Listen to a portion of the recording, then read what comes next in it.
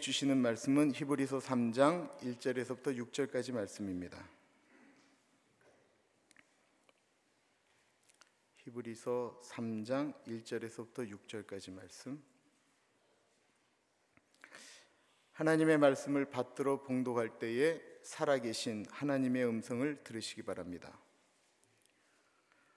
그러므로 함께 하늘의 부르심을 받은 거룩한 형제들아, 우리가 믿는 도리의 사도이시며 대제사장이신 예수를 깊이 생각하라. 그는 자기를 세우신 이에게 신실하시기를 모세가 하나님의 온 집에서 한 것과 같이 하셨으니, 그는 모세보다 더욱 영광을 받을 만한 것이 마치 집 지은 자가 그 집보다 더욱 존귀함 같으니라. 집마다 지은 이가 있으니 만물을 지으신 이는 하나님이시라. 또한 모세는 장래에 말할 것을 증언하기 위하여 하나님의 온 집에서 종으로서 신실하였고, 그리스도는 하나님의 집을 맡은 아들로서 그와 같이 하셨으니, 우리가 소망의 확신과 자랑을 끝까지 굳게 잡고 있으면 우리는 그의 집이라. 아멘. 2014년 1월 1일부터 큐티의 말씀이 히브리서였습니다. 모든 성경이 다 예수님에 대해서 기록된 말씀이지만 히브리서는 예수님이 어떠한 존재이신지를 우리에게 자세히 이야기하는 책입니다. 히브리서라는 말처럼 히브리서는 로마에 살고 있는 히브리인들에게 보낸 말씀 편지였습니다. 히브리인이라고 하는 것은 우리가 잘 아는 것처럼 유대인을 의미합니다. 이 히브리서라고 하는 말은 히브리 사람들이 그러므로 읽어야 이해가 되는 구약의 말씀들이 참 많이 기록되어져 있습니다. 예수님을 믿게 된 이방 사람들은 히브리서를 읽어도 이게 무슨 말인지 잘 모를 수가 있다라는 것입니다. 왜냐하면 그들은 이스라엘의 그 제사의 방식이나 역사를 잘 이해할 수 없기 때문입니다. 로마에 있던 히브리 사람들, 유대인들은 예수님을 믿다가 극심한 박해를 받고 예수님을 버릴 위기에 처하게 되었습니다. 생각해 보세요. 예수님 믿으면 좋은 일이 있어야 되는데 오랫동안 조상이 믿었던 유대의 제사 방식을 다 버리고 예수님을 믿었는데 이제 다 죽게 되었다라는 것입니다. 그래서 많은 사람들이 예수님을 버릴 위기에 처하게 되었습니다. 다시 유대교로 돌아갈까, 예수님을 믿을까 갈등하고 아파했습니다. 그때 히브리서의 저자는 우리가 믿는 예수님이 구약의 어떠한 인물보다도 왜 뛰어난 분이신지를 설명해 주고 있습니다. 첫 번째로 누구와 비교하였냐면 천사보다 뛰어난 예수님을 1장에 이야기하였습니다. 오늘 본문은요, 이스라엘 사람들이 존경하는, 그들이 붙들었던 유대교의 율법을 가장 그들에게 귀하게 전달했던 모세보다 뛰어난 예수님을 이야기하고 있습니다. 1절을 보십시오. 그러므로 함께 하늘의 부르심을 받은 거룩한 형제들아, 우리가 믿는 도리의 사도이시며 대제사장이신 예수를 깊이 생각하라. 그러므로라고 하는 말은 앞에 어떤 이야기에 대한 결론을 이야기할 때 쓰는 말입니다. 무엇에 대한 그러므로라는 뜻입니다. 히브리서 1장과 2장은 예수님이 얼마나 위대하신 분이신지를 설명하고 있습니다. 예수님이 얼마나 좋으신 분인지 이야기하고 있습니다. 우리도 예수님이 좋은 분인 거 다 알고 있습니다. 그러나 예수님이 좋은 분이다라는 사실을 안다고 해서 사람이 바뀌는 것은 아닙니다. 교회가 좋다는 것으로 사람이 바뀌지 않습니다. 하나님이 위대하시다라는 것으로, 그것을 아는 것으로 사람이 바뀌는 것은 아닙니다. 안다고 해서 사람이 바뀌는 것은 아닙니다. 운동해야 건강해진다라는 것 우리 모두 다 잘 알고 있습니다. 그러나 안다고 해서 건강해지는 것이 아니다라는 것입니다. 그러므로 우리가 운동을 열심히 할 때 우리는 건강해지는 것입니다. 저희가 교회 다닐 때 들고 다니는 것이 성경책입니다. 그건 그냥 책입니다. 아무것도 아닙니다. 어쩌면 다른 것보다 훨씬 더 따분하고 재미가 없습니다. 그런데 이 책 때문에 달라지는 사람들이 있다라는 것입니다. 이 책이 집에 있는 사람들입니까? 이 책 들고 다니는 사람들입니까? 아닙니다. 성경책을 읽는 사람들이 바뀌는 것입니다. 성경책을 읽지 않는 사람에게는 두껍고 아무런 쓸모가 없는 책인데 읽다 보니 달고 오묘한 말씀이고 사람이 그 말씀을 읽고 변화되어진다라는 것입니다. 예수님을 알았습니다. 그 예수님이 좋으신 분인 것 알았습니다. 그러므로 예수를 깊이 생각하라고 오늘 본문은 말씀하고 있습니다. 깊이 생각하면 아는 것이 달라지게 됩니다. 세상을 바꾸었던 사람들은 예수님을 깊이 생각했던 사람들입니다. 그런데 왜 우리가 예수님을 깊이 생각해야 됩니까? 이것이 중요한 것입니다. 1절에 보면 우리는 하늘의 부르심을 받은 사람들이기 때문입니다.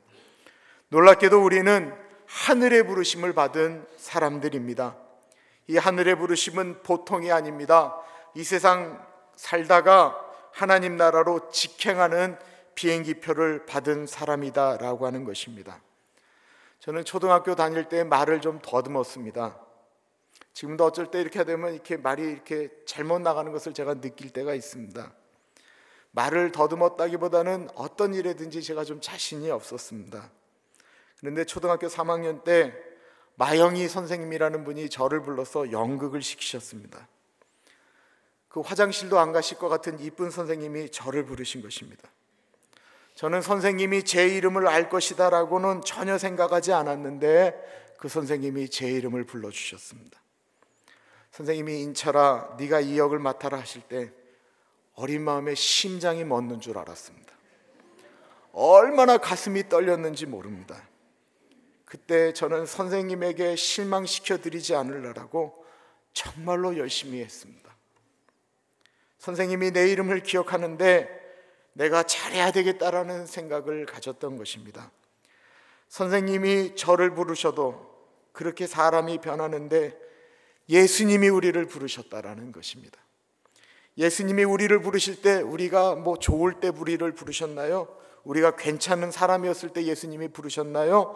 로마서 5장 8절의 말씀처럼 우리가 아직 죄인 되었을 때 아직도 죄인이었다라는 거예요. 우리가 아직도 원수 되었을 때에, 우리가 아직도 연약할 때에 예수님이 우리를 불러주셨습니다. 죽으면 영원한 지옥에 갈 사람인데, 죽으면 끝나는 것이 아니고 심판을 받아야 될 사람인데 예수님이 우리를 불러주셨다라는 것입니다.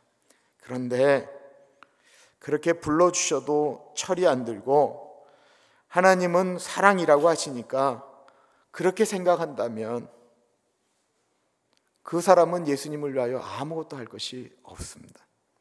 고마워도 고마움을 모르는 어린아이와 같은 것입니다. 한국 남자들이 어린아이와 같다가 부모님을 다시 생각하는 곳이 있다고 한다면 그것은 바로 군대입니다. 군대 훈련소를 가면 꼭 눈물을 무작정 빼는 곳이 있습니다.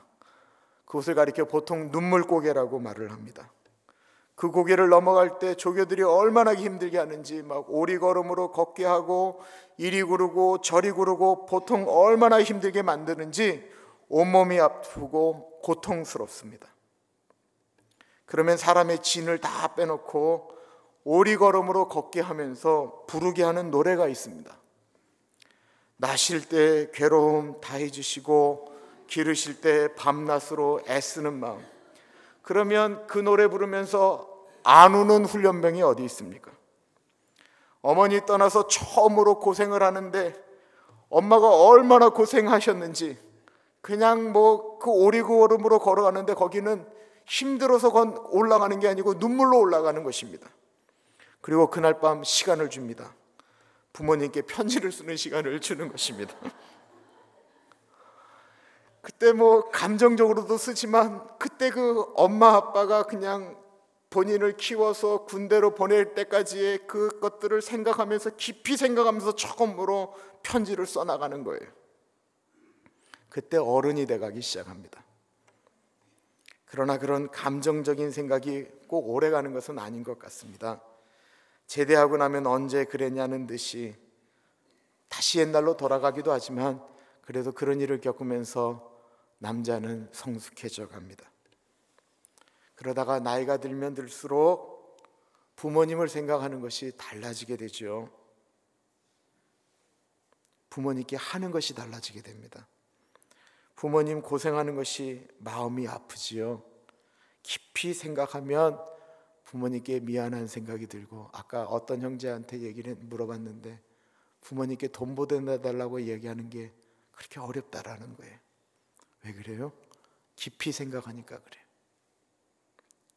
깊이 생각하면 자꾸 뵙고 싶고요. 깊이 생각하면 부모님 목소리 듣고 싶어집니다. 부모를 깊이 생각하는 아들과 그렇지 않은 아들은 다릅니다. 신앙생활하는데 예수님을 깊이 생각하는 사람과 그렇지 못한 사람은 사는 방식이 다릅니다. 평생을 신앙생활해도 예수님을 깊이 생각하는 사람은 철이 난 아들과 같습니다. 그러나 그냥 교회를 왔다 갔다 하는 사람은 마치 집 나갔다 돌아왔다 다시 나가는 그런 아이와 같은 것입니다. 다 하늘의 부름을 받은 사람들이면 틀림이 없지만 깊이 생각하는 사람과 그렇지 않은 사람은 삶의 방식이 다릅니다. 마치 부모님을 생각하듯이 행동이 달라지게 됩니다. 먹고 살기 위해서 사는 것이 아니고요, 가치 있는 일을 위해서 살아가게 됩니다.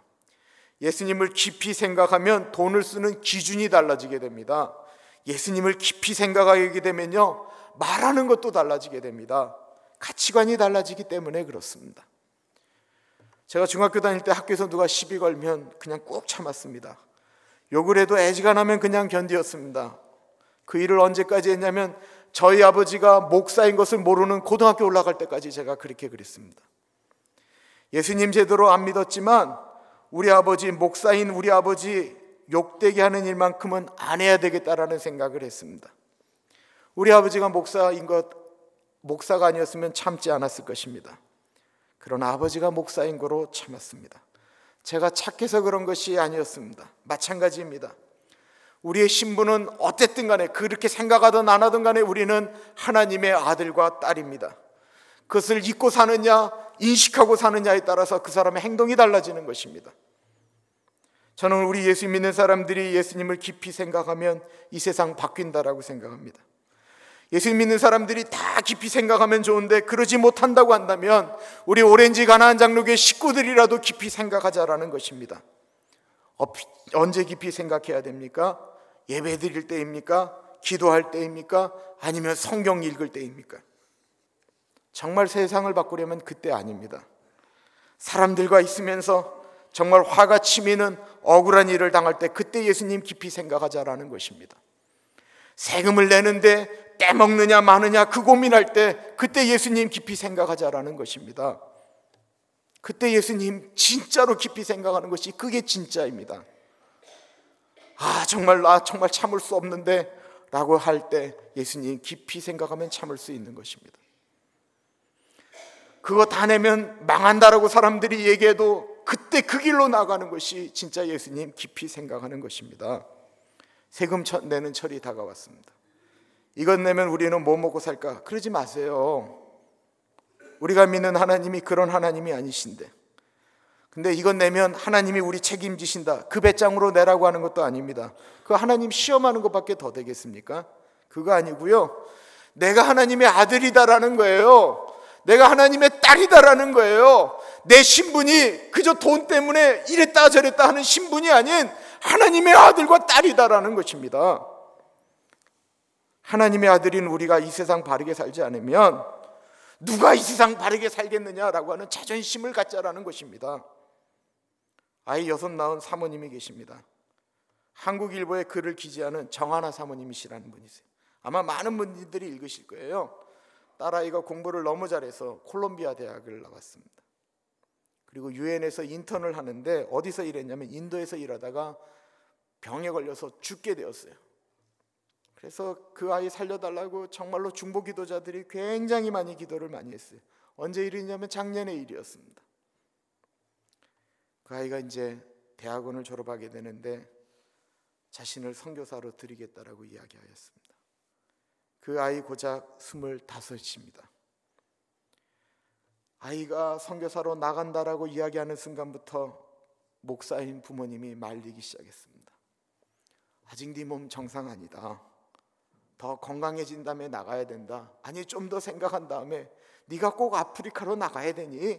라고 이야기를 했습니다. 그때 이 아이의 말이 이랬습니다. 아버지, 어머니, 나는 2번이나 죽었다가 다시 살아났고 이제는 제 인생은 정말로 덤으로 사는 인생인데 1살이라도 젊을 때 나가겠습니다. 그것도 아프리카, 우리가 알지도 못하는 나라로 나아갑니다. 세상은 아마 그 아이 때문에 바뀔 것입니다. 저에게 좋은 사람 없느냐라고 물었습니다. 주변에 아프리카로 선교 가서 그 아들을 위해서 평생 살다가 죽을 젊은이가 있으면 소개시켜 달라고 이야기했습니다. 혹시 여러분들의 자제 중에 그런 남자아이 있으면 저에게 말씀해 주시면 보내겠습니다. 우리 아이를 보내고 싶은데 연하는 안 된다라고 이야기를 해서, 나이 드신 어른들보다 우리 젊은이들 좀 잘 생각해 보십시오. 젊을 때 예수님을 깊이 생각하면 세상을 바꿀 수 있습니다. 그런데 젊었을 때 돈을 깊이 생각하면 다른 사람의 마음을 아프게 만드는 사람이 됩니다. 젊었을 때 돈에 팔려 다니는 사람이 아니고 굶어도 예수님 사람답게 살겠다라고 일해야 이 세상 바꾸고 멋있는 젊은이 되는 것입니다. 좋은 자리 가서 돈을 많이 벌겠다라고 해서 이 세상 바뀌지 않습니다. 좋은 자리 가서 내가 예수의 영향을 미치겠다라고 할 때 이 세상이 바뀌는 것입니다. 누가 그렇게 할 수 있습니까?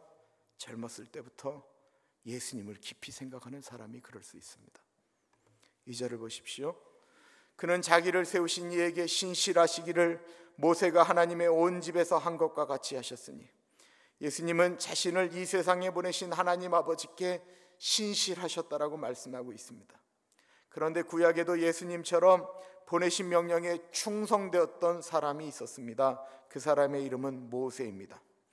모세는 자신을 보낸 하나님의 뜻을 분명하게 깨달았습니다. 예수님도 모세도 보내신 뜻에 신실하였습니다. 하나님의 뜻대로 신실하게 사는 사람들은 세상을 바꿉니다. 모세는 이스라엘 백성을 데리고 홍해를 건넜고 430년 노예 생활하던 민족을 바꾸었습니다. 예수님은 하나님이셨습니다. 하나님의 유일한 독생자 아들이셨습니다. 그런데 이 아들이 하나님과 동등된 분이 하나님 나라의 영광을 버리고 이 땅에 오셨습니다. 그리고 신실하게 자신의 사명을 감당하셨습니다. 그 사명이 무엇입니까? 십자가에서 사람을 위하여 죽는 것입니다. 왜 십자가 지셨습니까? 죄 때문에 죽는 우리들을 구원하시기 위해서 십자가 지셨습니다. 죄를 대신해서 죄 없는 하나님이 십자가에서 죽으신 것입니다. 그때 일어난 일이 무엇입니까? 죄 때문에 영원한 벌을 받는 사람들이 구원을 받게 되었다라는 것입니다. 사람 다 죽습니다. 사랑하는 사람들 우리가 떠나 보내야 합니다. 언젠가는 꼭 보내야 됩니다. 그런데 그 죽음을 우리는 천국 환송 예배라고 드리는 것은 더 좋은 하나님 나라로 보내기 때문입니다. 우리가 천년만년 삽니까? 새해가 되면요, 우리는 1년 더 하나님 나라에 가까워졌다라는 것입니다. 그러나 우리가 두려워하지 않는 것은 죽으면 갈 곳이 있다라는 것입니다. 그 길이 어떻게 열렸습니까? 예수님이 신실하게 십자가에서 우리의 죄를 다 지시고 죽으셨기 때문입니다. 이 세상 살면서 나 혼자 잘 먹고 잘 살다가 죽는 것, 그것도 나쁜 것은 꼭 아닙니다만, 하나님의 아들이 고작 나 혼자 잘 먹고 잘 살고 그러다가 죽으려고 이 세상 살아가는 것은 아니지 않겠습니까? 고작 예수 믿어서 교회에서나 큰 소리 치려고 예수 믿는 것이 아니고, 예수님처럼 나 하나 죽어서 많은 영혼 살릴 수만 있다면 나 죽어도 좋다라고 하는 믿음으로 살아가면 얼마나 멋있겠습니까? 불법 앞에서, 불의를 저지르는 사람들 앞에서, 그것을 같이 동참하자라고 하는 사람들 앞에서 나는 예수 믿는 사람이라 나는 그런지 못합니다 라고 이야기하면 얼마나 그 인생이 멋이 있겠습니까? 예수님도 모세도 모두 훌륭하게 그 일을 감당했습니다. 예수님도 그랬지만 인간 모세도 얼마나 위대합니까? 그런데 3절이 모세와 예수님을 비교하고 있는 것입니다.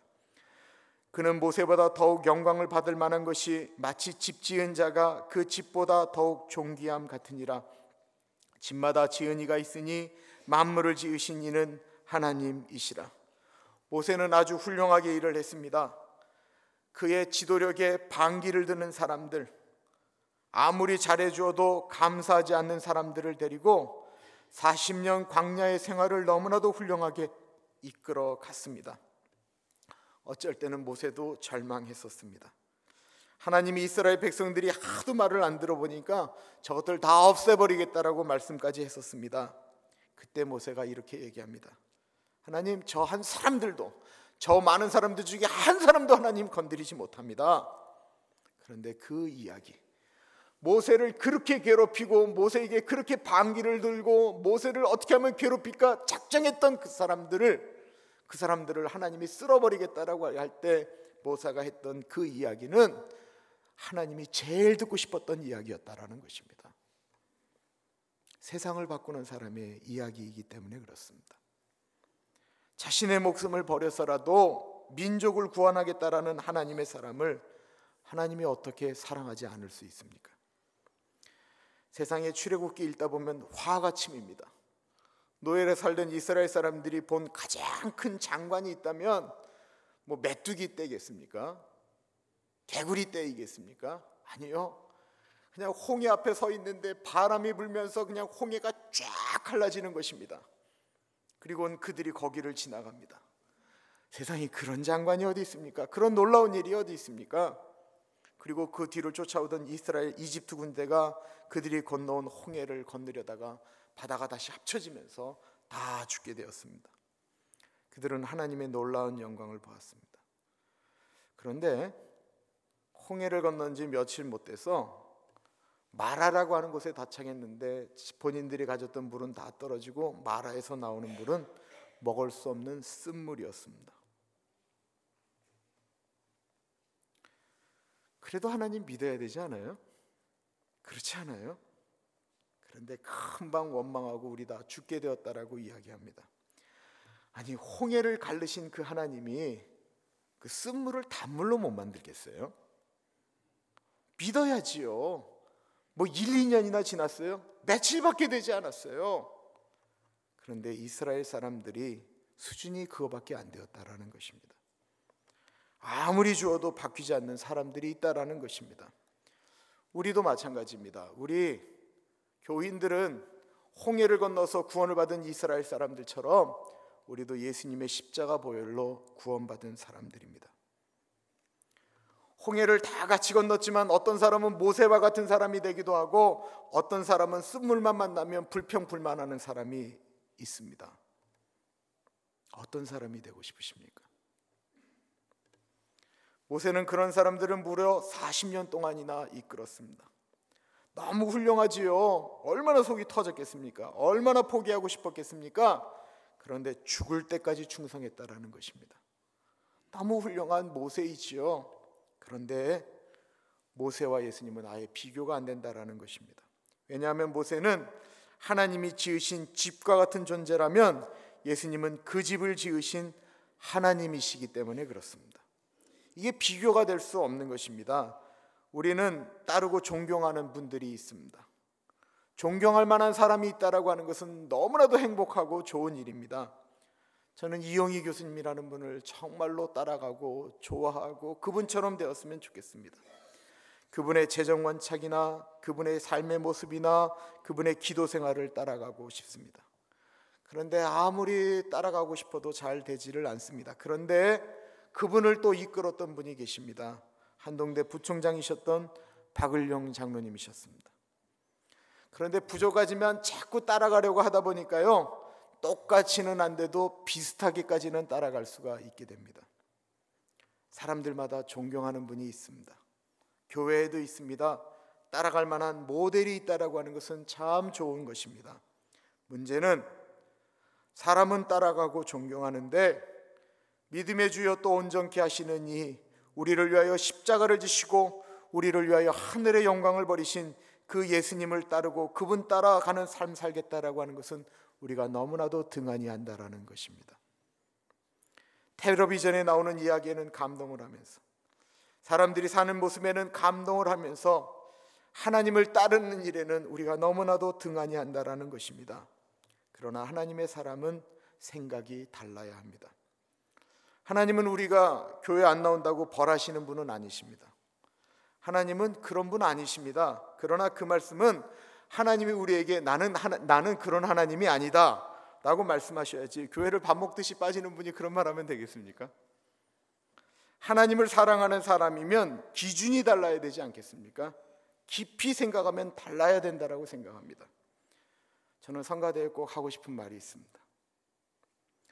음악하는 성악도들이 오페라 하면 얼마나 연습을 많이 하는지 모릅니다. 그 한국 사람이 특별히 독일 가곡이나 프랑스 가곡 하면 그 딕션을 다 연구해서 이게 어떤 의미인지 어떤 미닝인지 얼마나 연습을 많이 하는지 모릅니다. 아예 목숨을 겁니다. 너무 목숨을 걸어서 이 친구들이 교회에서 하나님 찬양할 때도 그 목소리를 아낍니다. 그들은 세상을 위해서 그렇게 살아갑니다. 그런데 성가대는 하나님 찬양하는 분들입니다. 목소리는 성악가들보다 떨어질지 몰라도 너희는 집을 위해서 산다고 한다면 우리는 집 짓는 분을 위하여 산다라고 하는 자존심은 있어야 됩니다. 그런 자존심이 성가대 찬양팀에 있기를 바랍니다. 대표 기도하시는 장로님이나 집사님들도 마찬가지입니다. 우리가 어디 가서 연설하려면 얼마나 연습을 하겠습니까? 하물며 하나님 앞에 우리들 대표로 나가서 기도하는데 대충 할 수 있습니까? 최선을 다해서 준비해야 됩니다. 기도하기 위해서 기도해야 되는 것입니다. 돈 버는 일에는 목숨을 거는데 예수님을 위해서 목숨을 거는 사람은 없습니다. 돈 버는데 고작 목적이 집이라고 한다면 예수님을 위해서 사는 삶은 집 짓는 분과 함께 하는 것이기 때문에 그 집은 하나님이 져주신다라는 것입니다. 예수님과 함께 집 짓는 자는 세상에 나가서 돈을 안 버는 것을 말하는 것이 아닙니다. 교회 일만 하라는 것이 아닙니다. 돈 버는 목적과 버는 방식이 다르다라는 것입니다. 거룩과 진실함, 깨끗한 돈으로 집을 예수님과 함께 짓는다라는 것입니다. 내가 내 인생 내 집 짓겠다라고 하면 얼마나 피곤하겠습니까? 그런데 하나님 의지하면서 하나님이 집 지어주시는 분이시기에 주님이 지어주시는 곳으로 들어가기만 하면 됩니다. 그 집이 우리가 생각하는 집이 아닐 수도 있습니다. 그러나 그 집은 영원한 집이다라는 것입니다. 고린도후서 5장 1절에 만일 땅에 있는 우리의 장막집이 무너지면 하나님께서 지으신 집 곧 손으로 지은 것이 아니요 하늘에 있는 영원한 집이 우리에게 있는 줄 아나니라고 말씀하고 있습니다. 이 땅에서는 좀 괜찮은 집에서 사는데 하나님 나라에서 계집 같은 곳에서 사는 인생 되지 마시기 바랍니다. 왜냐하면 이 땅에서는 집을 바꿀 수 있지만 하늘나라에 한번 정해진 그 집은 바꿀 수가 없기 때문에 그렇습니다. 이 세상에서 계집 같은 곳에서 살아도 주님과 동행하면 그 계집이 천국이고요, 아무리 큰 집에서 살아도 하나님 없이 살면 서로 죽이고 죽고 그렇게 살다가 가는 것입니다. 제가 한국에서 섬겼던 교회에서 제일 부자였던 분이 돈을 정말로 많이 벌었습니다. 근데 이 사람이 돈 좀 번다고 아내 부인입니다. 아내에게 걸핏하면 손이 올라가는 것입니다. 그 아빠 집에 들어오는 소리에 그 집 아이들이 숨을 죽이고 아내가 숨을 죽입니다.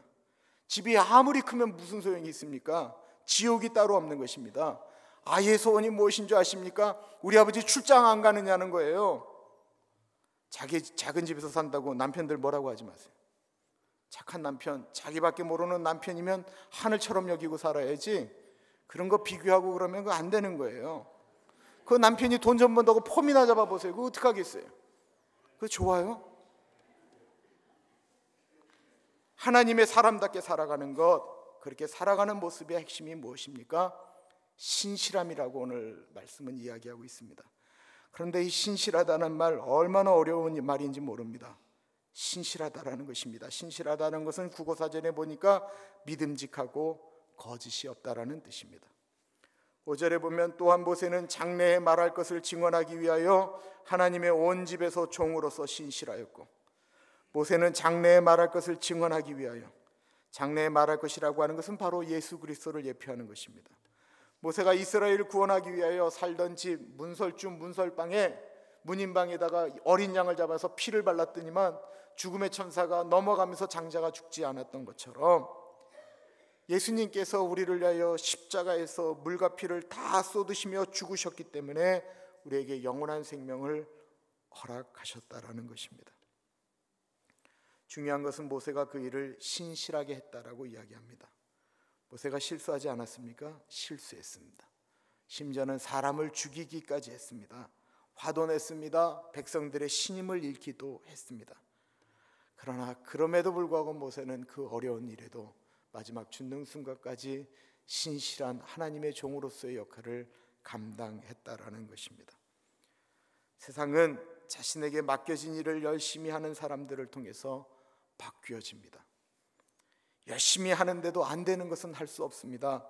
그러나 일을 맡겨도 열심히 하지 않는 것은 참 문제입니다. 본인도 문제이지만 하나님에게도 문제입니다. 엄마가 엄마로서 열심히 안 하면 아이들이 얼마나 큰 어려움을 겪는지 우리는 잘 알고 있습니다. 대통령이 열심히 자신의 일을 감당하지 않으면 나라 꼴이 어떻게 되는지 우리는 역사를 통하여 잘 알고 있습니다. 그러나 정말 신실하게 최선을 다하면 얼마나 이 세상이 아름다워지는지 모릅니다. 6절을 보십시오. 그리스도는 하나님의 집을 맡은 아들로서 그와 같이 하셨으니 우리가 소망의 확신과 자랑을 끝까지 굳게 잡고 있으면 우리는 그의 집이라. 모세도 하나님의 종으로 살았지만 그리스도도 하나님의 집을 맡은 자로 그렇게 사셨다라고 이야기하고 있습니다. 6절에 보면 우리가 예수님이 거하는 집이다라고 말씀하고 있습니다. 우리를 맡은 자로서 예수님은 우리의 집을 고치셔야 할 때 고치셨습니다. 보호하셔야 할 때는 눈동자처럼 지키셨습니다.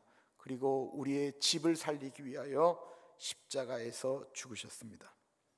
5절에 모세는 종으로 그렇게 살았는데 예수님은 하나님의 아들로서 그렇게 사셨다라는 것입니다. 우리가 그분의 집이기 때문에 그렇습니다. 예수님이 머무시는 집이기 때문에 그렇습니다.